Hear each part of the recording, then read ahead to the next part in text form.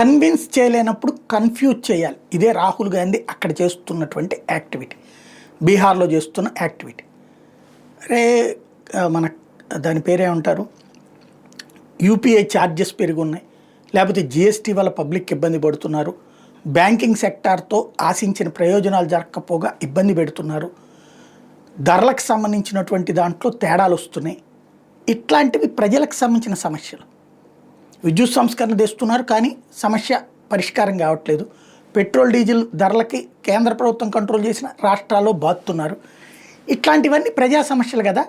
బీహార్లో ఏం చేస్తాం, అక్కడ వాళ్ళందరూ ఉపాధి అవకాశాల కోసం, ఇప్పుడు ఆంధ్ర తెలంగాణలో ఉన్న వాళ్ళలో బోల్డ్ అంతమంది వాళ్ళందరికీ ఎలా ఉపాధి కల్పిస్తారు, ఏం చేస్తారు, ఇవి కదా వాళ్ళని కన్విన్స్ చేయాల్సింది. అది మానేసి ఓట్లు, ఇప్పుడు ఇక్కడికి వచ్చేసినోడు ఓటు అక్కడ ఎందుకు ఉంచాలి? 6 నెలలేంటి, 3-4 ఏళ్ల నుంచి నాకు ఇక్కడ కనబడుతున్నాడు బోల్డ్ అంతమంది బెజవాడ గుంటూరులో. మరి వాళ్ళందరూ ఇక్కడ బతుకుతున్నప్పుడు అక్కడ ఓటు ఎందుకు ఉండాలి? అయిగత సమస్య ఇప్పుడు ఎస్ఐఆర్ కింద.